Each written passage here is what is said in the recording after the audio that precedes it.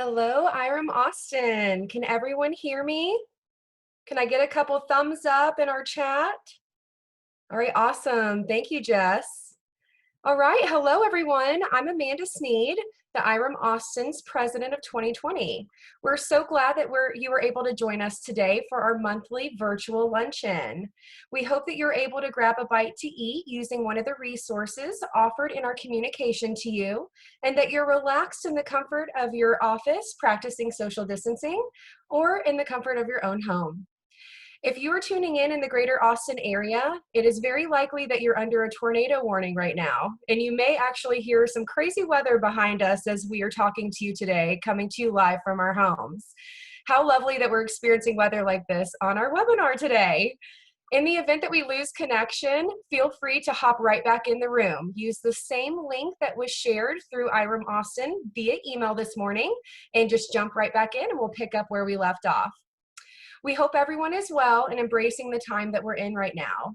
IREM Austin leaders are closely monitoring the ever-changing pandemic issues and meeting on a regular basis to discuss future offerings and services for our members. We look forward to continuing to offer a high caliber of education to further your knowledge, only delivered in an alternate way. I'd like to welcome all of our non-members that are joining us today and any attendees that are participating with IREM Austin events for the first time. We're so happy to have you. To those members who are joining us, welcome to IREM Austin. We hope that we're able to meet you in person soon. Before we get started, we will have our luncheon program continuing after we do a couple of inductions. We're very excited to recognize two IREM Austin members who've recently achieved an IREM certification. And those two ladies are Jill Cogburn with the City of Austin. She has obtained her CPM, and Berlina Washington with Roscoe Property Management, which has obtained her ARM. So Jennifer George will be sharing their screens, and we will be completing an induction virtually today.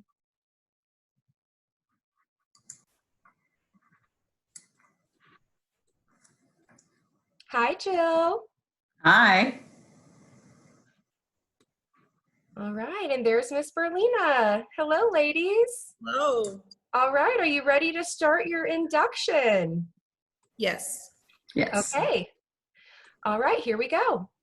It is a privilege and an honor to be a part of this momentous occasion. This installation ceremony marks not only a significant achievement by each of our newest certified members, but it also marks the gateway to a whole new level of professional potential for them, their firms, and their clients.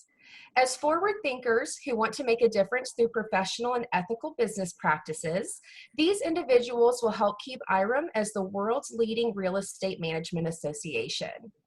Today, we are growing and strengthening the IREM community. When one member of IREM succeeds, we all share in that achievement.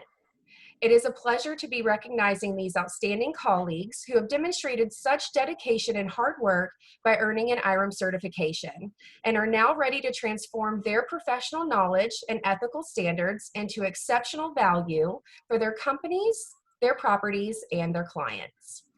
Along with the prestige and benefits that come with your IREM certification, also come with important responsibilities. The IREM Professional Code of Ethics establishes and maintains public confidence in the honesty, integrity, professionalism, above all else with all IREM members.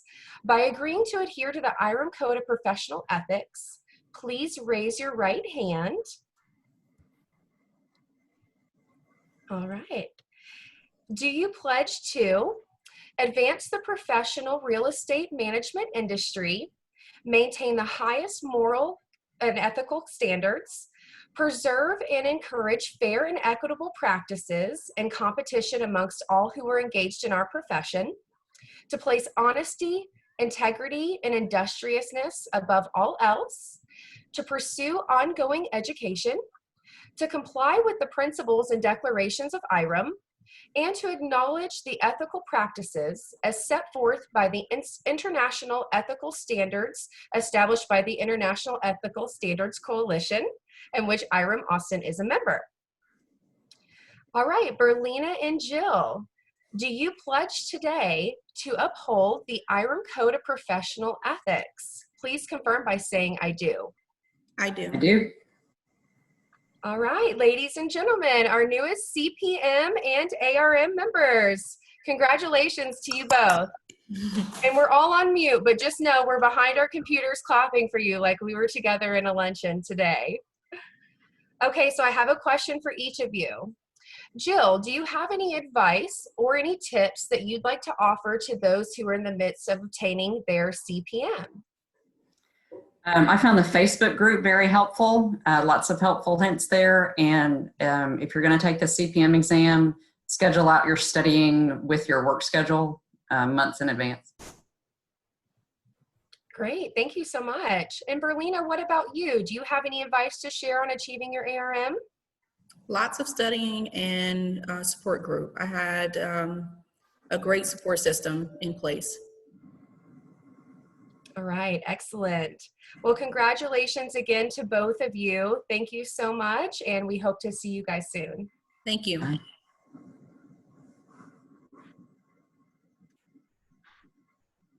All right. I'd like to acknowledge that right now, more than ever, we are experiencing many distractions amongst us. I encourage you to set them aside for the next 60 minutes and really invest in you during this presentation.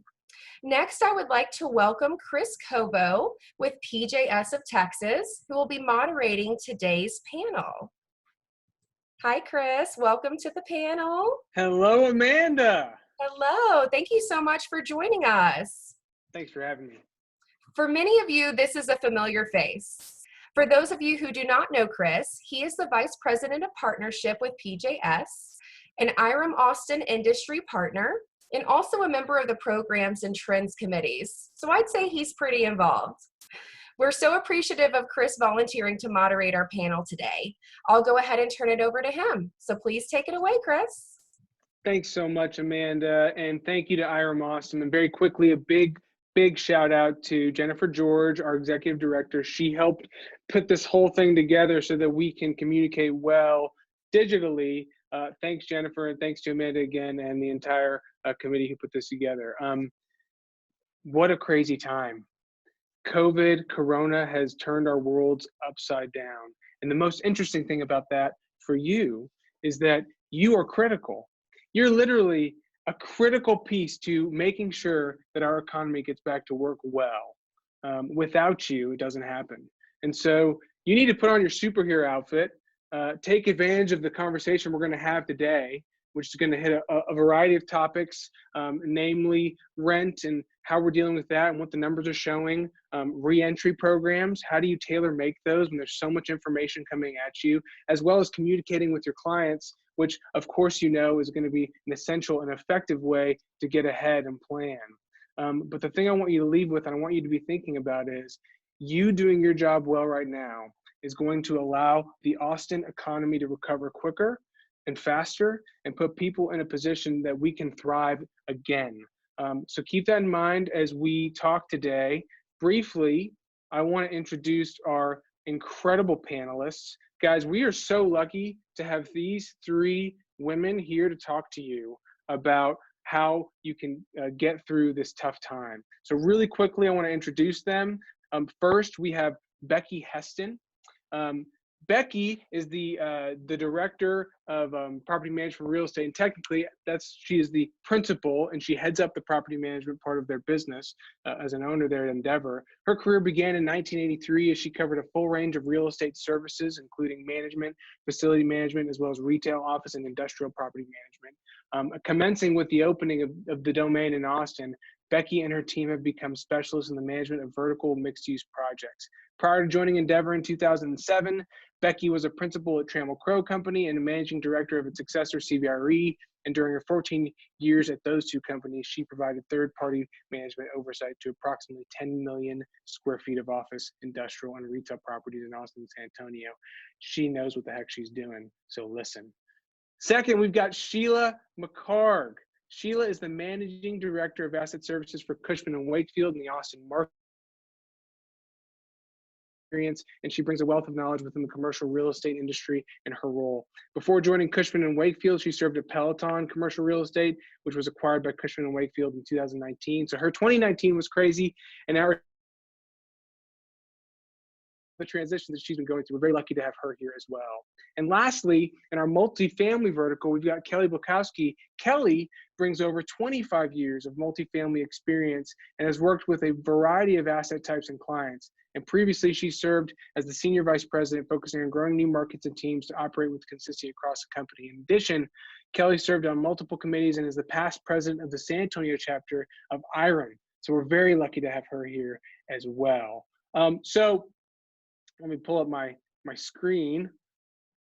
My log, where'd you go? There you go. Okay, so now very quickly, we're going to ask each panelist to give us a quick vignette, a quick story of how Corona had impacted them on the initial onset. We're going to start with Becky. Hi, Becky. Let me see if we can. Hi. There you are. Hi, Becky. Would you mind giving us a quick story about how Corona has impacted your day-to-day at your business and how you're dealing with it? Sure, Chris, thank you. You know, I don't think quick and coronavirus are actually two words that should be used That's together. right. So, but I was thinking about this question, and I had, at Endeavor, we have a property management advisory council made up of a lot of our more senior managers who touch a lot of our clients and a lot of our product. And we were meeting this morning talking about a shared drive that we have where we accumulate documents, the ones that certain owners have approved, things that we've written, and we try to refer to those very frequently. And it was funny as we were thinking about the progression of the documents. That's kind of what hit me. It was today. First, it was, okay, something's going on. We're going to be careful. We kind of got this. We're not sure. Are you guys going to leave the office? Who's going to stay? You know, how, you know, this kind of just really a lot of questioning. And then it progressed to, oh goodness, this is bad. You know, here's what we're doing. Here's what our cleaning vendors are doing. Here's what's happening. And the most recent letters are, when are you guys coming back? We miss you. And it's so, and we know it's not time yet. And I mean, that's kind of our internal discussion. We don't think we're ready, but it's just interesting, this progression of our messages out to our tenants and the varying tones as kind of the waves of what this really means, what this really is, have washed over us. And I just found it very profound to think about where we were when we went remote on March 16th and our building started vacating over the next two weeks, and where we are now as we're seeing a few tenants possibly coming back. It's just been a real interesting progression. And quite honestly, as we all know, it's not over yet. So that was kind of my takeaway for today. Nothing really amazing, except it's just our messages are continuing to change because the situation remains amazingly fluid. And I'll turn it back over to you, Chris. Thanks, Becky. No, I really appreciate that. The fluidity of this situation and the daily changes we're having to make is definitely something that we're all having to deal with. So really quickly, now let's jump over to Sheila. Hi, Sheila. Hello. There you are. Thank you for inviting me to be on this panel and for forcing me to get out of yoga clothes for at least one day. We're all very lucky that you're here. What is the experience that you've had? Oh goodness, I echo everything Becky said. It felt like it came on really fast, and it wasn't really at a very convenient time for me, frankly. Yeah. I wish I could have had a little more of a heads up. We had, and by the way, Becky called hers an advisory committee. We called ours a Corona committee because it sounded more like we were at the beach drinking beer, but whatever. We had just hired 5 new employees. And a couple of them started the week that we were all required to work from home. And a couple of them started over the next week or two. And so it was a crazy time for them to be onboarding. And it was a crazy time for us to try to figure out how to incorporate them into our team and let them get acquainted with our company and with their coworkers. And so we tasked our property managers and our assistants to create a training program, and they came up with 7 modules that each took about an hour to an hour and a half, and they each team took turns moderating the training, but everybody joined in. And so There were a handful of people that were required to take the training, but almost our entire staff participated in several or all of the modules. And so it gave the new people both the opportunity to learn and get an overview of what we do. There were a couple of them that were entry level and had no background in property management. Gave them an opportunity to learn, get an overview of what we do, but it also kind of an unintended consequence was that there was some social interaction, which I think everybody would agree that's a big part of what we've missed. There's some advantages to working from home, but the thing that we've all missed is the interaction. And so that was a great pivot to having to do things a different way that in our case worked out really well. So yeah, the missing, I'm a big hugger. Everyone knows me, I love a hug. And I cannot stand not sitting next to all of you and just having these conversations in person, but yet here we are, we're doing the best we can. Okay, Kelly. See if we can get Chris, Kelly. thank you so much for having me today. I'm super excited to be in Austin and part of this panel. I'd like to kind of take off from the heels of Sheila. She was embracing new employees. Well, I was that new employee. I was hired with Capstone, or I started with them maybe a week before we were all put in shelter. At the same time, I was moving from Dallas to Austin and staying in hotels and trying to meet people virtually from a lobby in a hotel. And it was just a really interesting time. And I think it did two things for us.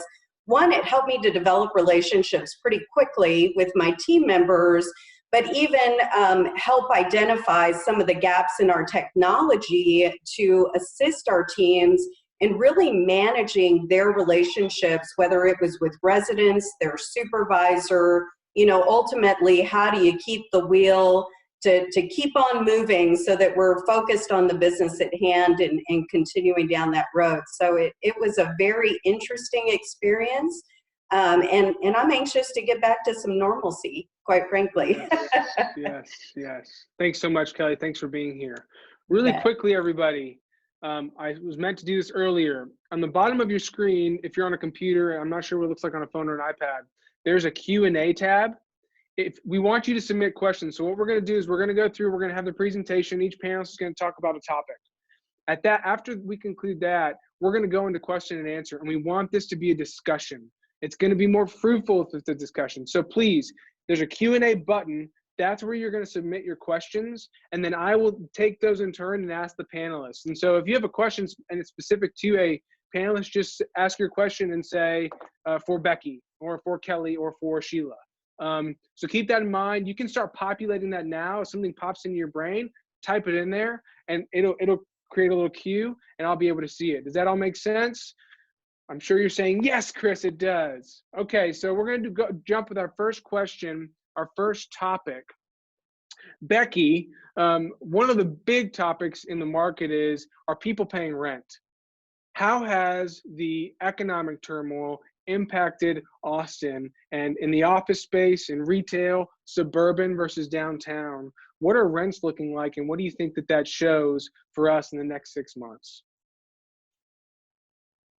Good question, Chris. And I don't know the 6-month answer because I don't have a crystal ball. I don't think anyone does. But I'll give the easy good news first. We are seeing we have several million square feet downtown and several million square feet suburban. And we are seeing rents tracking fairly well. We have buildings that are at 100% collection. We have buildings that are in the mid-90s. Today is the 12th, I think, of May, and we have a couple of buildings that are 85%, but their tenants are usually paid on the 10th. And we're anticipating, bottom line, in most of our office to really stay pretty typical on collections. There's a few exceptions, but generally we're seeing good collections. We thought May might be different than April. We were concerned, but we haven't seen it. The interesting thing is there's a couple of, this is where it pays to have good partners on your asset management team.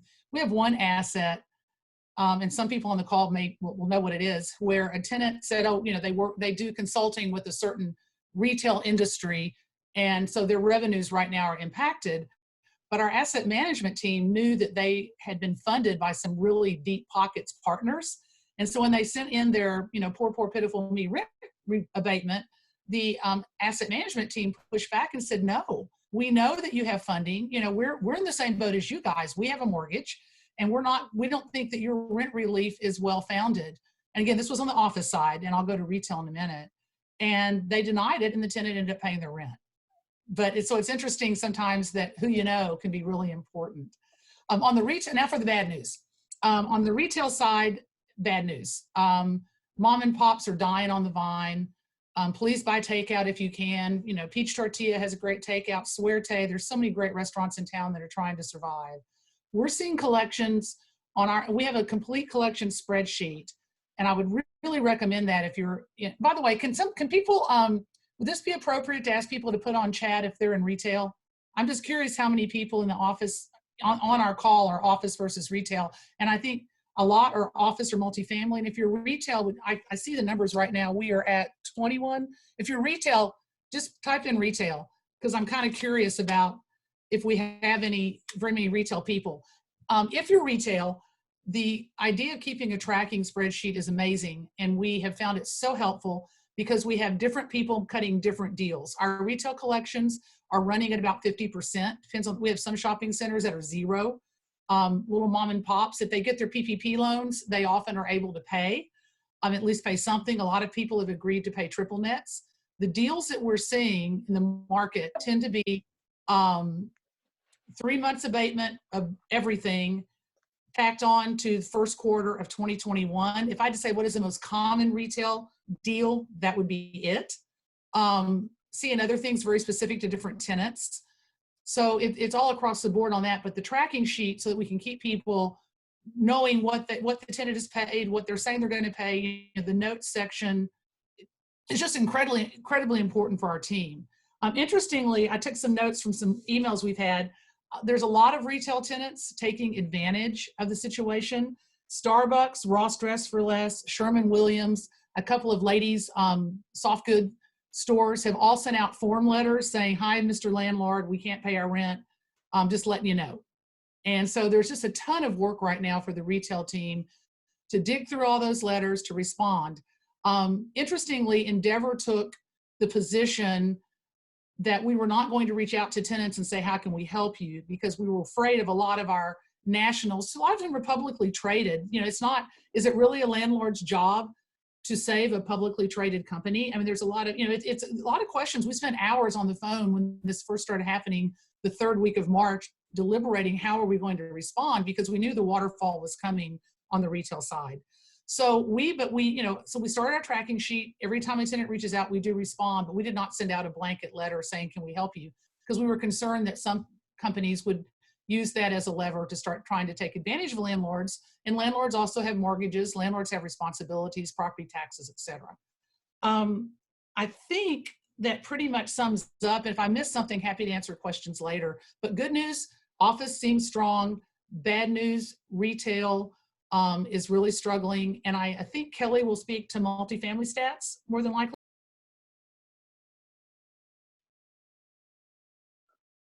Becky, you just muted yourself. Right. I was muting because I was asking, I have some multifamily statistics, but it's not really my wheelhouse. So sure. I wasn't sure if I should speak to that or not. And I apologize for not asking that sooner, but generally multifamily is doing, I'd say, and then Kelly, please add, is doing not as great as office, but a heck of a lot better than retail. And that kind of sums it up for me. And I'm going to pass it back. Okay. Thanks, Becky. We'll get to that with Kelly. Those are really good questions. I think there's probably going to be some follow-up questions with that as well. Thank you so much, Becky. Sheila, the next big topic, and something that people are really dealing with, I think the property managers, all of us are going to be dealing with this in the coming weeks, and it'll be a core part of what you're going to be doing, planning for, and executing on is reentry. What does reentry mean? There are a lot of guidelines being produced and being released by majors like Cushman and Wakefield, and then smaller, privately owned small companies like PJS are doing things maybe a little differently. How would you advise property management companies and property managers to take all this information and create tailor-made programs for their specific property and context? I can sum it up in one word, and then I'll try to talk for 5 minutes. Communication, absolutely. I've spent more days from 7 in the morning till 7 p.m.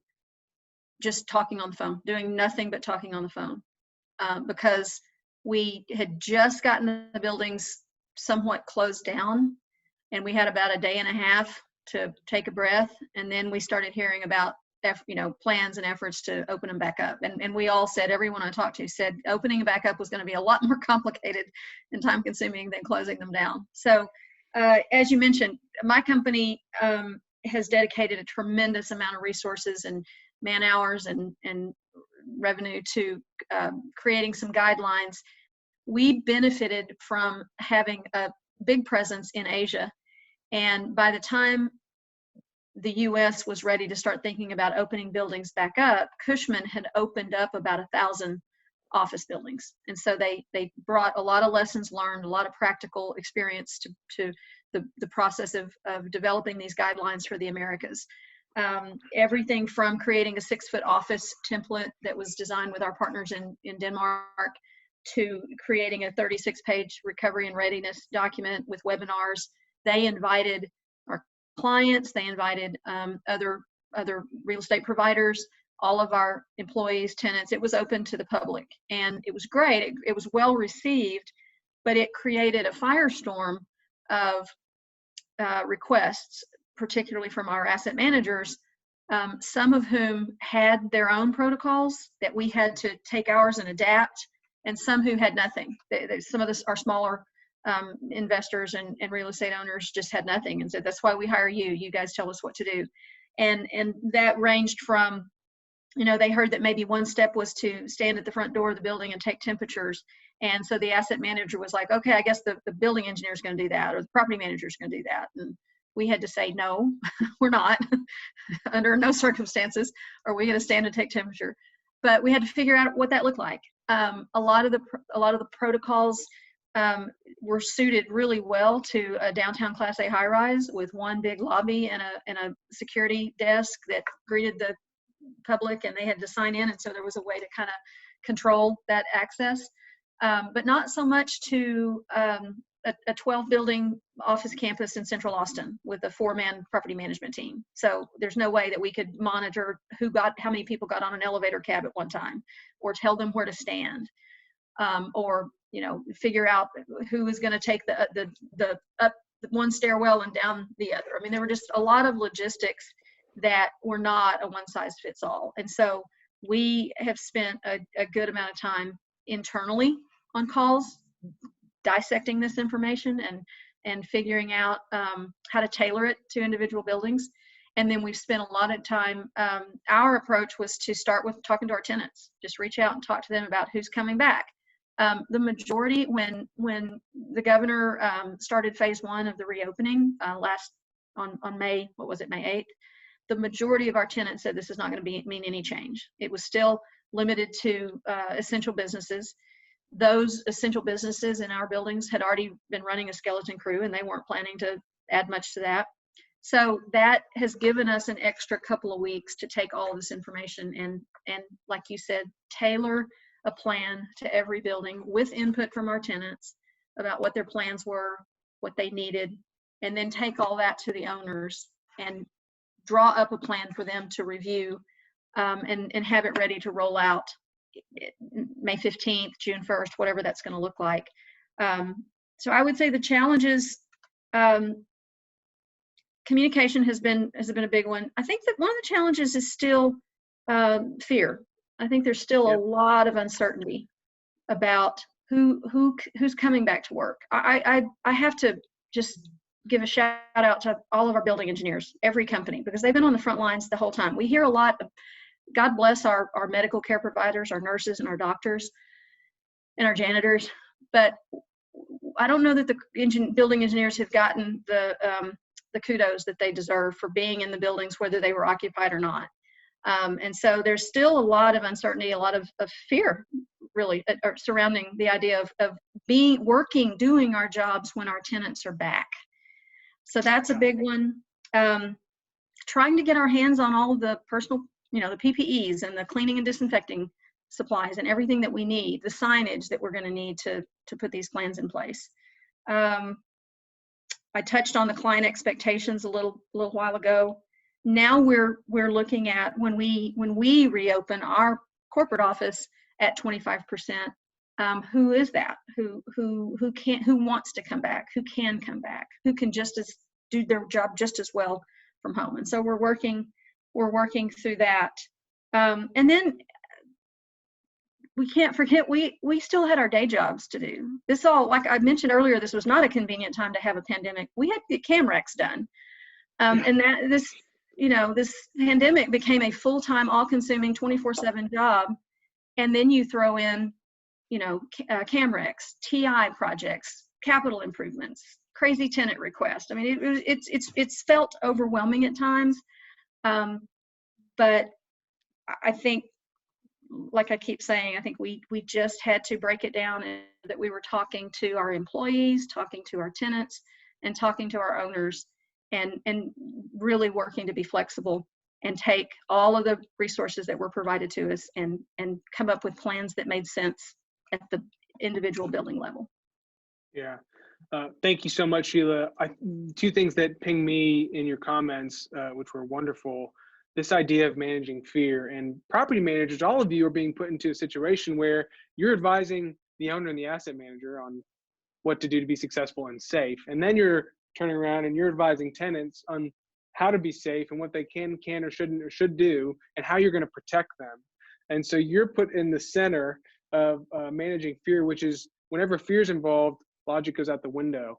And one comment I'll say to that is just remember, everybody, that speaking truth to power about common sense is going to be a big part of you being successful, I think, when you're dealing with tenants. I have been talking to a lot of tenants about disinfection, for instance. And I think that's going to be a really interesting thing. And then the next thing, Sheila, you brought up is balance. We've all kind of lost the balance of the workday, because going to work, going into the office, and then leaving and going and doing, at least for a couple hours, your family stuff has kind of gone away. It all's kind of melded together. And all of a sudden it's 7 and you're doing your emails and you're like, I just had a call. I should be eating dinner. So that's a really interesting point too. Okay, Kelly. Multifamily, we're all really curious to know how has COVID impacted multifamily. I think Becky's point about rents is super interesting, to the extent that you can comment on that, as well as how are you communicating with residents and then ownership entities with the multifamily properties you have. Absolutely. Thanks, Chris. So in regards to rents, last month we've been really cautious about how we proceed with this. We started communication with our residents pretty early on to encourage them to pay online once our office is closed, really putting some parameters in place in terms of how we collect the rent. Residents that aren't able to bring it to the office, don't have online capability. What did that look like in terms of being able to grab those rent payments from the residents? So, it was definitely a delicate process as we worked our way through it. I think the other side to that was the ever-changing ordinances surrounding evictions. As we know in multifamily, part of our ability to collect rents, you have to have some teeth in some of those notices. And although eviction is not the immediate direction, there's a lot of different cities doing different things in terms of how you can collect the rent, what types of notices you can send, and really working with the residents on a more soft notice that still encourages them to pay, but also prompts them to come in, tell us about your story, provide us with documentation on what's going on, how did you lose your job, and being able to work through that in a payment arrangement with those specific residents that need the help. And so in April, we were actually, as a company, 95% collected, which was really great. We were concerned about May. We've been doing month over month kind of viewpoints each day to see where we land compared to March, compared to April, and we seem to still be on track as a company. But what I do want to tell you is there are specific areas of Texas and specific properties with the demographic that was hit the hardest. That's your service industry people, the people that have lost their jobs. So even going as far as to identify resources in each of those individual cities that we can provide to the residents to be able to say, look, I understand you've lost your job, you don't have income coming in, here are some additional resources that you can go to apply for funds in order to cover your living costs. So it's been an ongoing process. We talk every single week as a company, kind of determining what are the best next steps. We have about 50 senior communities as well within our portfolio. So as we know, those are high risk communities, and being really cautious about following protocol, still implementing events from a virtual perspective, doing live bands in the pool area so that people can come out and enjoy it. You know, all of these pieces are still really important to multifamily to build that sense of community and keep people touched, because in some cases, they don't have the ability to talk to their families and have those visitors. So really being conscious of that, and kudos to the on-site teams. I mean, they are incredible. They go to work every day. They're working through the problems. And even when people are getting really upset with them, they're able to kind of bring that tone down and just be really supportive with the residents, and have been very creative with how they're communicating with their residents. So, you know, I think it's an interesting time. To Sheila's point, I think that there is a concern as we re-enter the market that we not create a sense of fear when people come in. And I've found that people sit on one side of the fence or the other. They're either very adamant about having those protections in place and everybody wearing masks and wanting to be behind a panel and looking at opportunities to do virtual leasing and virtual tours, versus the other side of the fence that is ready to open it up. They want to go back to normal. They want that community experience. And so being conscious of that and helping our teams to provide both opportunities when they're dealing with prospects and residents, and even from a client perspective, some of our developers, they're looking at how do we look at our building now? You know, if we're a mid-rise, and, you know, what are the additional pieces we need to put in? What does that cost? And how are we going to do that and not stop the flow of traffic? So those are all conversations that are happening and that we're conscious of and trying to keep us moving forward. In regards to our client communication, I think both Becky and Sheila said it best. It's constant, you know, constantly on the phone, having those discussions about their individual property, what we're experiencing, making recommendations on when we open the office to the public, when we start looking at opening amenities, how that's going to play out, what protocols and signage we're putting in place, and doing things in a way that doesn't absorb every single second of our maintenance guys' time, but doing it in a way that's thoughtful and that does provide the residents with the comfort that we have protocols in place. And most of our clients are concerned with that. I think a lot of our clients are also looking for opportunities to help residents. You know, we have one client that's offered 5% off your rent if you pay May on time. Well, that's been extraordinary for people that are living on a very tight budget. So, you know, just being aware of these things and openly communicating with our team members, with our clients, with our residents has really been important for us through this process to ensure that we're pulling the right triggers and that we're still providing that sense of community and eliminating as much of the fear as possible. Thanks, Kelly. That's a really good point. Communication is key. Okay, guys, we're going to move to Q&A. Very important you engage. I've got some really good questions already. I'd like to see more. So remember the Q&A tab. Go ahead and ask a question. We're going to start with the first one. And Becky, I want you to kick us off with this. And I'm going to mix two questions. Melissa from Endeavor asks, given the successes we've seen with working from home, do we anticipate an impact of demand for office space because working from home has become normalized? And as a follow-up to that, David Watson mentions that Eric Schmidt from Silicon Valley says that he thinks people are going to need more space, i.e. you're going to need your conference room to be your office again. So you're going to need more space to get back to work, and that that's probably what's going to happen. What do you think is going to happen, Becky? Well, I would like to answer that question in 6 months if I could. Okay. But honestly, it's interesting. I've been talking with the other property managers in and outside of Endeavor, and good question, Melissa. And David, your comments are noted as well. And that's where we are. We're coming up with, well, we're going to need less space because more people work remotely. But remember, even if that happens, you need more huddle rooms. Any of us have worked with tech companies know they have a lot of people working remotely. You know, hoteling's kind of out right now, but our sense is it'll come back. Well, that means you need, instead of having 5 conference rooms, you may need 12. You need phone rooms, you need huddle rooms, you need conference rooms, because like Chris, you said, I mean, everyone said so far, Kelly and Sheila, we do want to interact as people. You know, even if we're successfully at home 90% of the time. So even if we do that, we think that the office design may change, but the square footage may not change that profoundly. And then to David Watson's point, could it be the return of the hard wall office? OMG. You know, we don't know. But we do think that everything I've read says 6 feet hopefully is enough. It may not be enough. And we do know that there are certain functionalities, certain jobs where you do need people in the office.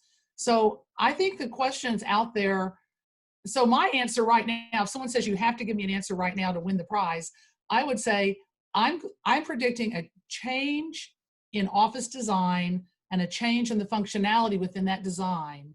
But right now, I'm not anticipating significant changes with regard to absorption. Maybe 5 years from now, but right now there's leases in place, et cetera. Long answer, but it is a really complex question, and honestly, nobody knows the answer.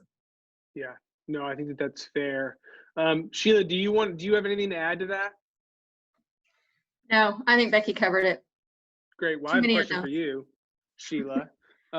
One question that we have here is, you talked about the employees that you had hired as COVID started.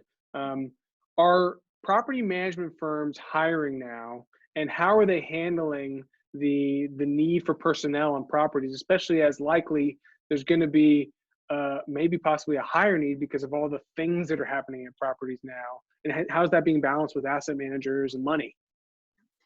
That's a hard question to answer. We've been working hard to avoid layoffs, frankly. Not because our asset managers are pushing for that, or not because our buildings don't still require us to be here to do our jobs, which I'm thankful for. But our company is a full service, capital markets, leasing, brokerage, things like that. And their revenues dropped significantly. And I think most large companies have. And so we've avoided in Austin, we've avoided layoffs. So I don't see any hiring in the immediate future. Now, I will say, I actually was able to win a new account in the middle of all this.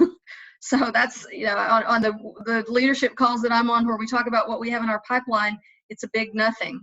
And this one kind of dropped in my lap. Not for you. Client called and asked for a proposal, and we gave it to him, and he hired us. So that's what's going to drive hiring. If there's a lot of in weird times like this, when properties aren't performing, sometimes owners just have to make a change for the sake of making a change, knowing that it wasn't the incumbent teams. They didn't do anything wrong. They just have to, make changes to make look good to their investors. I don't know. Those are the things that drive changes in management in some cases. And so I think that's what's going to push hiring in the immediate future. And then the long-term picture for our economy, I don't know who has a crystal ball that can predict that until people start getting back out and buying products and traveling, and oil prices get back up. And, the ripple effect is going to be I think it's going to be a long, long time. We're not going to get into the fall and flip a switch and have the economy just turn back on. I think this is going to be a very, very long, drawn out rebound in a lot of sectors. And so all that feeds into when are we going to need to hire new people. So I don't have a good answer. I'm going to ask you a follow-up question, Sheila, because you had touched on this, and it's a very specific question we have in the Q&A from Jasmine Porter, our favorite Jasmine Porter. There have been a lot of discussions about taking occupants and tenants' temperatures to enter the building. What's your company stance on this issue? You started to talk about this, but could you go into some of the details of where you guys arrived on that? Sure. I'll start with, we as employees, property managers, building engineers are not, Cushman's position is that we are not going to be taking temperatures of anybody that enters the building. A number of our tenants have said and we have a pretty good portfolio of medical office buildings in San Antonio, and those tenants have been taking the temperature of their patients when they come in since this thing started. And they've actually turned people away who had a fever and sent them to be tested. So I think that will continue at the tenant level. They'll come into the building, they'll go up to the tenant space, and the tenant will take their temperature and decide whether to, have them come in for service or treatment or whatever. We've kicked around ideas about how to do that in the lobby. We haven't come up with a good system because you don't want people congregating. And so I think in buildings where the policy is to take temperature, I think it's going to be done at the tenant level. And as you know, and a lot of the other things things that we're requiring, like masks and elevator capacity and things like that, the ability to enforce is somewhat limited. We're going to make the suggestions, and I've been pretty pleasantly surprised that things that the public has been asked to do, most people are being good citizens and good neighbors, and they're complying. But it's not like we're going to, accost someone for not having a mask if they come into the building. So all of these things are going to be, we're going to have policies, we're going to have signage, we're going to have recommendations, but it's going to be up to the individuals to comply until they get to the tenant level. And then the tenant can choose to send their people away if they're not wearing a mask, or if they choose to take their temperature. Becky, I'm curious if Becky is doing anything different. The only other add to that is that one thing we've done, because we are concerned about enforcement. We can't say you can't come in the building, and we're worried about the legal ramifications on a tenant's lease, that we've rendered their space inhabitable by not letting someone come in. There's so many layers. But one thing we're doing that's kind of a best practice, we're hoping that all of our, particularly in high rise where there's a security station, they are going to have masks there in a sanitized baggie. They're going to say, "Excuse me, sir, I see you don't have a mask. May I give you one?" And we know they may get chewed out. They may be, they may get a lecture on the Constitution. They may say, what are you talking about? We don't know. But we thought at least as a best practice, by having staff having masks available and offering something in a kind manner, it might help us, since we don't have much else to do. Thanks, Becky. Kelly, what about multifamily? Or how are you guys handling those guidelines in terms of taking temperature, hand sanitizer, all that kind of stuff? Because it's different from the office perspective. Yeah, so we're doing a lot of the same things. We've equipped our team with masks, and we do have signage that requires or requests that they wear a mask when they enter the building. In certain cities, it's required that they wear masks, so that's a little bit easier. In some of the cities that we're in, it's not necessarily a requirement, but it's a recommendation. So we've just blanketed the recommendation across the board, and have armed our team with tools to be able to do that. In terms of the antibacterial, we do have some properties with promo items, the same things we've been doing for years. It's just now they've become much more effective in a different way. And then we're also installing dispensers where we can, to really encourage people to follow protocol. Signage is critical in a multifamily space in all common areas, regardless of the building type. So we're really following through with that. The checking of temperatures is a little bit tricky for us. We do not want to put ourselves in a bad situation where we think that we're going to be able to monitor every single person that comes in the door. So the way that we've approached that is we've indicated that we're doing random checks, in particular on our senior sites for any visitors, prospects. That way it keeps us with the ability to do this, but doesn't put us in a situation where if we miss someone because someone's in the back and that person wasn't checked, it doesn't put us up against a difficult battle to fight later. But very similar circumstances. That's really smart. It makes a lot of sense. This is a good question from Elizabeth Logan. And this question, hits near and dear to my heart. The cost to add cleaning services can very quickly increase our OpEx to intolerable levels. Yes. How are you selecting services in order to get the maximum bang for the buck while still giving tenants a sense of ease about the cleanliness of the building? Why don't we go with you, Becky? Thanks for always making me first, Chris. I appreciate it. You know, we are kind of damn the torpedoes full speed ahead right now. We know that we have an active contagion in the marketplace. We have tenants, as Sheila said, that are continuing to come to the building because they have to for an essential service. So we are doing our best to try to kind of walk that fine line, but we have consistently been erring on the side of cleanliness and on the side of recognizing that it's a different world right now. We are job coding those costs so we can track them. We're doing tracking of them, but we are spending money where we think we need to based on individual buildings. Chris, can I add a couple Please, thoughts? yeah, please do. We talked earlier about just, you know, working hard to keep our staff and provide the best service we can and manage expenses for our clients. And so when our buildings were shut down or had limited occupancy, we encouraged our engineers who needed to be there to find some of the back of house work to get done. Things that they might call an electrician or a plumber or a painter to do. Maybe they get some of that work done where they're not having to interact with tenants. They're in the mechanical room or the exterior of the building or the stairwells, just to keep them busy, to you know, get the building, keep the building in the best shape possible, and at the same time save some money, save some operating costs for things that they could do in-house. And then also we've got some savings. Utilities are down. Maybe there's some discretionary maintenance that we might have done in the fall that we probably won't do now.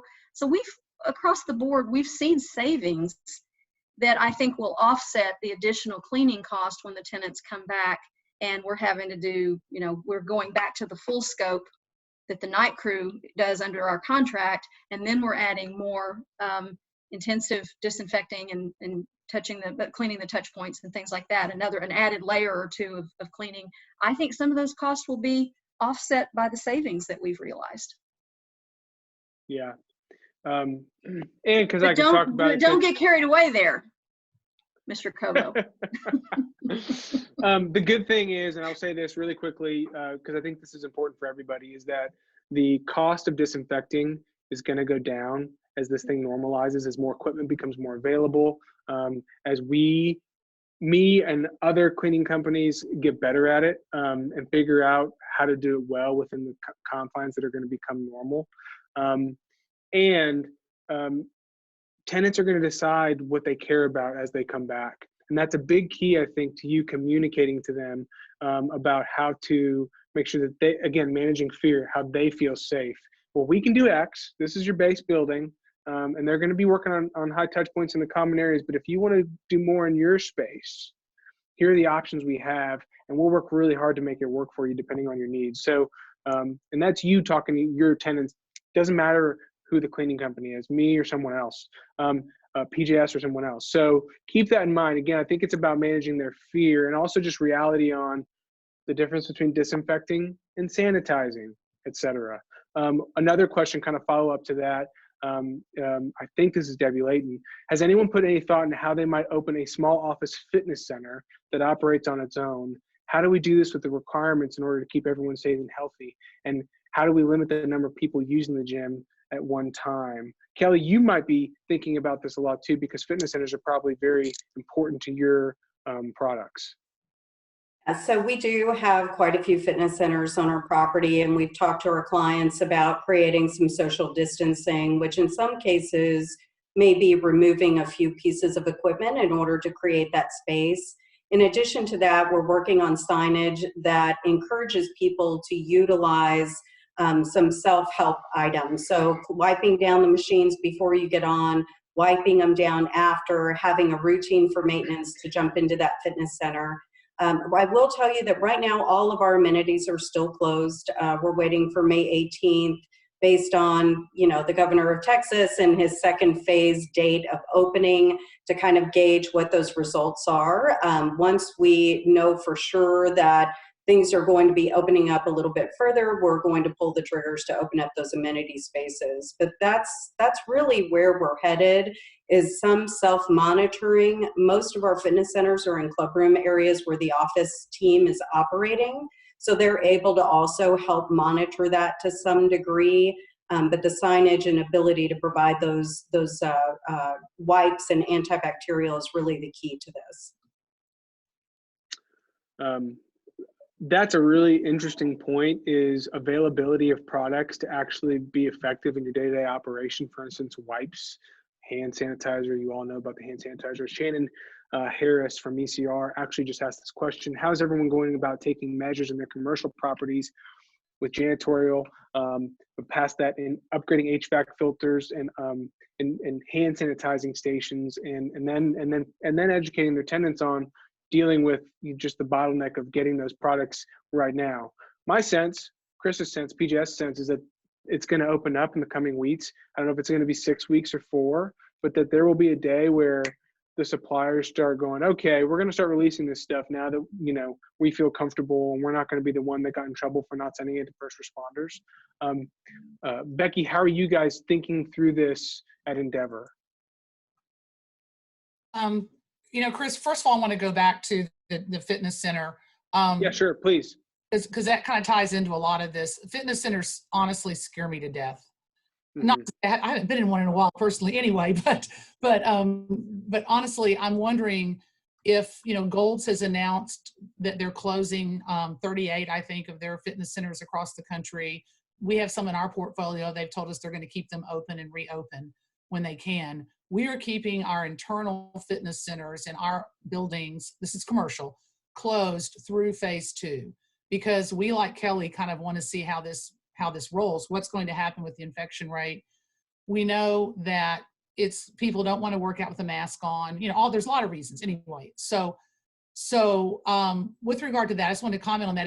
I think it's scary. And I think one thing we were looking at doing on card access fitness centers, we think we can program the card access system to not let any more than the head count in, and just shut, the scanner at that point won't work.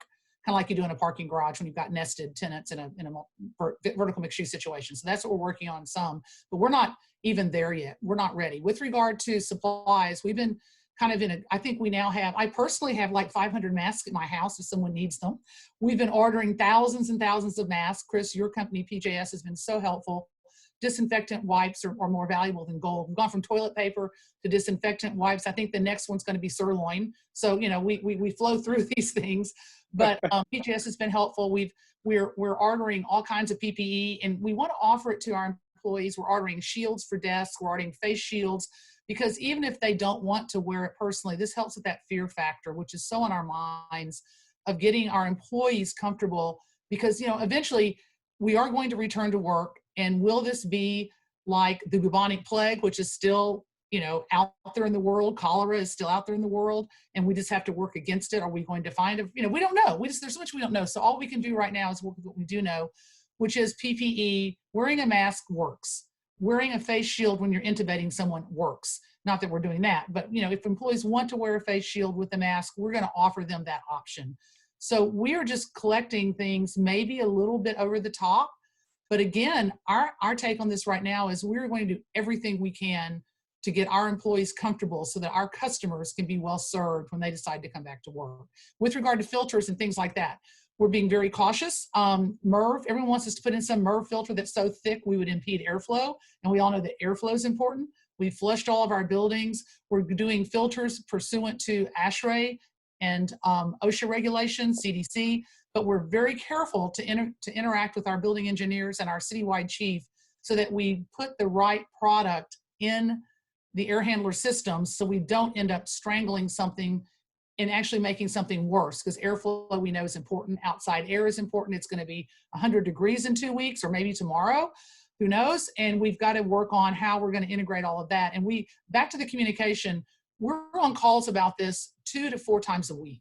We are not, working with our property managers, working with our teams because this, again, it continues to evolve information. And thank goodness for Cushman and their China experience. They've opened, what, 800 million square feet in China now? It's some ridiculously crazy number. And they've learned so much and they've shared so much. And I'm so appreciative of industry groups and calls like this where we can share it, because again, we're in a place we've never been before. This is weird. And so we're just trying to err on the side, again, on the side of caution and not worried as much about money as about employee comfort and tenant comfort. And I'll turn it back over. Becky, you have a very specific question. Is Endeavor going to attempt to try, to the extent that it's available, to put hand sanitizers at all entrances? Absolutely. We already have them in a lot of our buildings. And we're trying to put them everywhere we can. We've ordered a ton. PJS, you guys did you plant that question, Chris, so I could plug you guys? I really didn't. Again, not to have, a praise party here or anything, but several of our vendors, including PJS, have been very helpful in helping us acquire things. And we have a ton of orders for hand sanitizers. I think that is one of the best things. Mask and sanitizing hands is the way that we're going to overcome this situation. And guys, that may go on through the end of the year. I mean, like I said, this thing may stick around with we may find a good way to mitigate the virus. We may find a good, just like AIDS. I mean, I grew up in the AIDS epidemic in the 80s, and now people don't die of it anymore. There's still not a vaccine, but they've figured it out. So this may be our new reality, and we're kind of we're not being pessimistic. We're just taking the optimistic thing of, we got this and we're going to figure it out, but it may not go away as quickly as people want to think that it's going to. Yeah. Sheila, David Watson has a really good question. What does the budgeting process look like this fall in regards to janitorial, occupancy, utilities, capital projects, like you mentioned? And that's an interesting point too. How are you guys looking at budgeting right now in the budget cycle? And do you have any tips? David, were you not here on the call when I said we just finished CAMREX? It's going to be like everything else. We're going to be having calls with our vendors weekly and talking to our owners and talking to our tenants and figuring out, what do we think we're going to need next year? We're going to be watching the news and seeing, are we in phase 12 of reopening the state of Texas, or are we ramping back down because it's winter time and we're seeing an increase in cases? I mean, there's just so many unknowns, and I think we're gonna make the best decisions or guesses that we can, given what we know at the time. Yeah. And that'll be really interesting for all of us, every manager on the call, every vendor on the call, as we navigate that. And there'll be hard decisions, hopefully more easy ones than hard ones, probably more hard ones. But we'll make them together. Okay, here's another question. This is for you, Becky. Someone wants to dial in a little bit. Andrew Bonecutter wants to dial in a little bit more on the plans that you guys have for retail. Her question is, and this is using lingo that I don't necessarily understand, but I think you might. When you defer 3 months base rent and something and move it to 2021, the retail tenants asking for help with their rent, or are they going to be just absorbing that later? If I think I understand the question, it's related to the current rent abatement, and will the tenant be paying that back next year? Is that kind of the question? Yeah, will they be paying it back next year, and are they going to get any breaks? That's a really specific landlord answer. Again, back to communicating with your client. I read in an industry news brief about 3 weeks ago, and I'm sorry I don't remember the name of the landlord. There was a landlord who gave all of his tenants 3 months free rent. He must not have a mortgage. He must have inherited his real estate or something.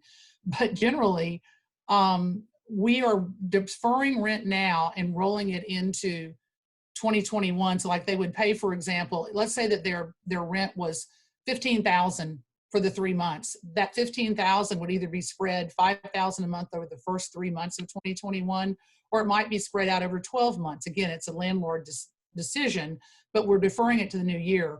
What's worrying me now, as I see this continuing, especially with restaurants, is that I'm worried that they're going to need even more assistance. for this year. A lot of them are getting their PPP loans.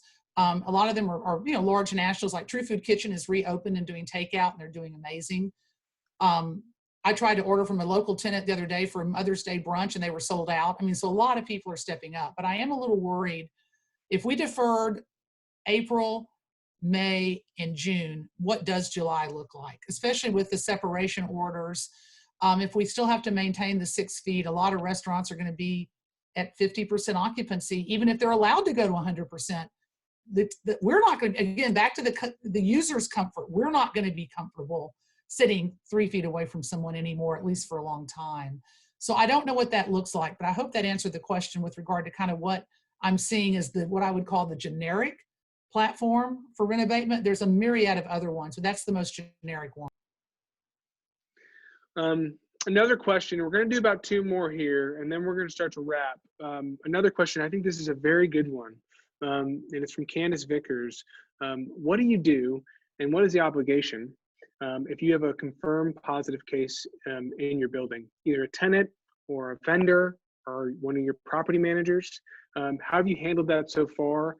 And what do you intend to do in the future? I think we'll start with Kelly. I'm really curious in the multifamily angle on this one, and then we'll go to Sheila.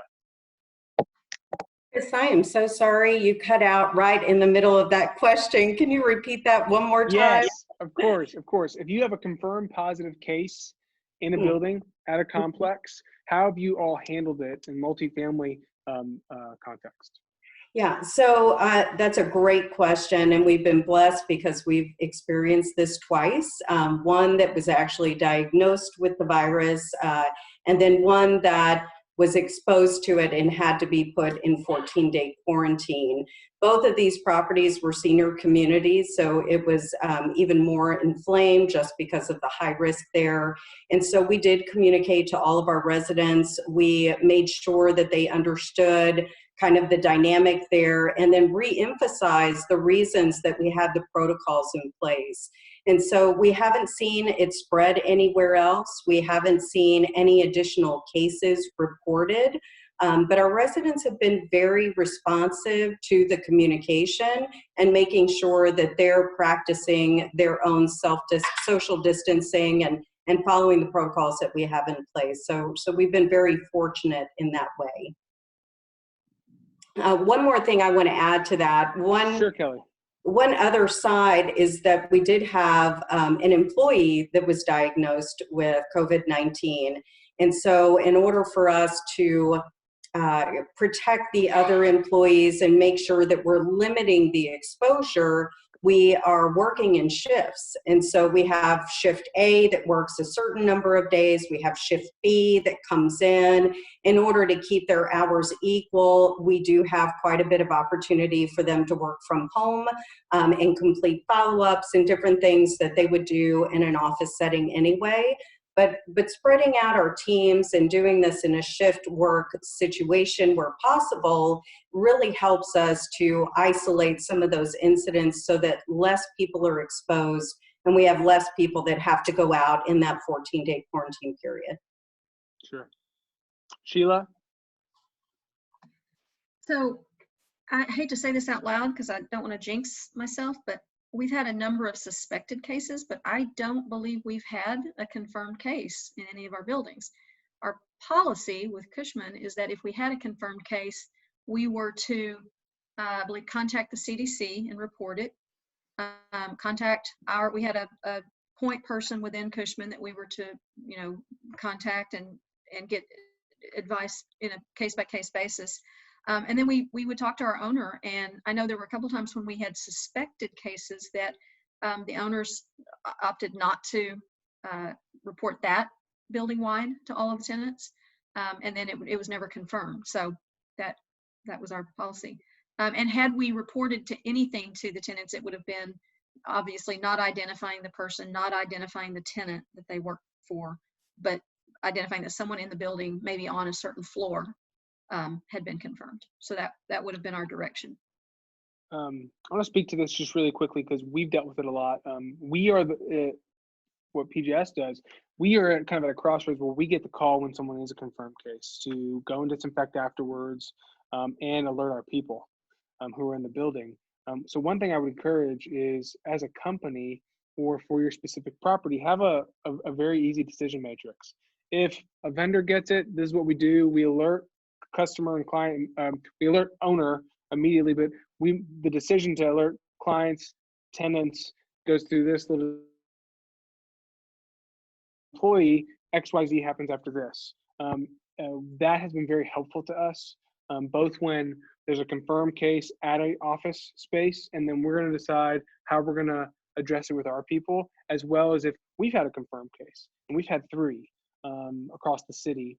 We've done a pretty good job of mitigating that. And so that's something I would encourage everyone to be thinking about, because it's been very helpful to us, as well as soon as we hear it, if it's a confirmed case just from an office that we're cleaning in, we have a formal letter. HR sends it to every single person that works in that building immediately.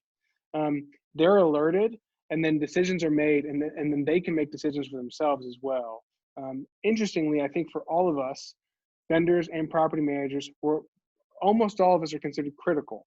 And so because we're considered critical, the CDC has actually different guidelines for us in terms of if you've been exposed, when you're allowed to go back to work.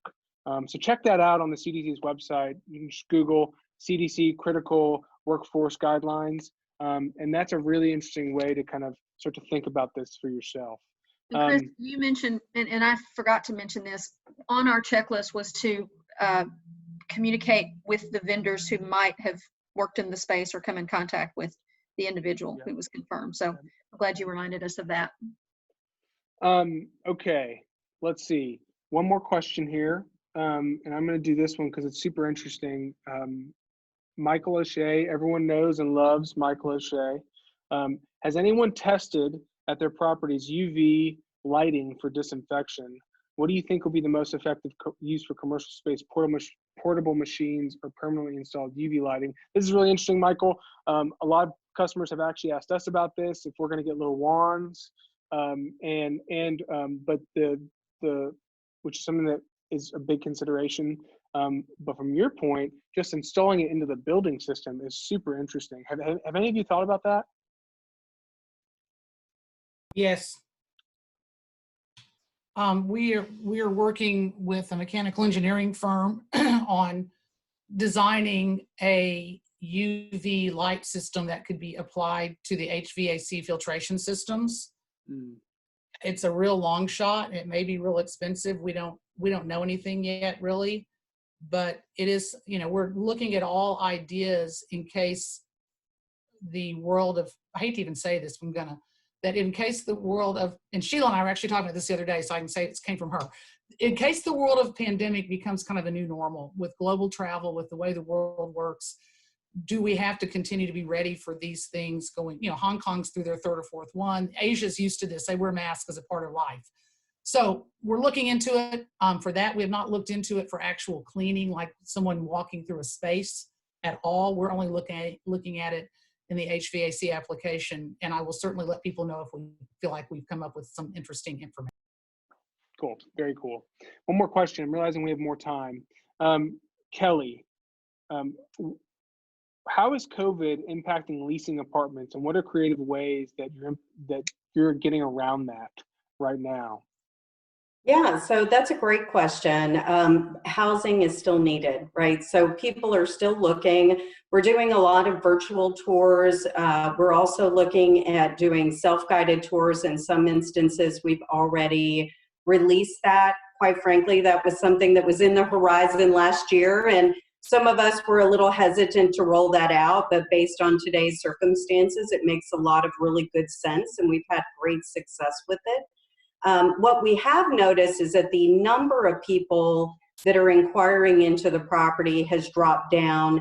However, we're closing at a much higher rate. So that means that the people that are coming out and looking from a virtual standpoint or doing Facebook Live with our leasing agent, they're interested in that unit and they're leasing pretty quickly. So it's just a different dynamic. With our senior sites, we've definitely seen a slowdown in terms of making that decision. I think there's a lot of thought that goes into it, and maybe they're not as anxious. But again, the traffic that's coming in are prepared to make a decision. So we're seeing better closing ratios. Cool. Very cool. Let me add one more thing. I think that Yeah. this whole change has really opened up the opportunity to do business in two different ways, both from a virtual perspective, self-guided tours, touch-free touring. You know, it really is the same type of communication, but in a different way. So it's been real interesting and exciting to go through this process and utilize some of those tools that have always been in place, but we've kind of put those to the side and haven't been as prevalent or upfront as they are today. Right, right. Thank you so much, Kelly. Well, we are going to wrap up, and I really want to thank every single panelist for taking the time to help us have a robust conversation. If you have questions after this, let's get you connected with these people, these amazing professionals, so that they can help you kind of talk through some of this stuff. And then, of course, if you need anything, I'm sure that they want to help. And also, I want to doubly thank, again, Jennifer George and Amanda Cox for helping facilitate all of this. And thank all of you. Remember, it's very important you remember this. The work that you are doing is going to be an integral part of the success of our market moving forward. You are Austin's superheroes, and don't forget it. I'm going to pass it back to Amanda.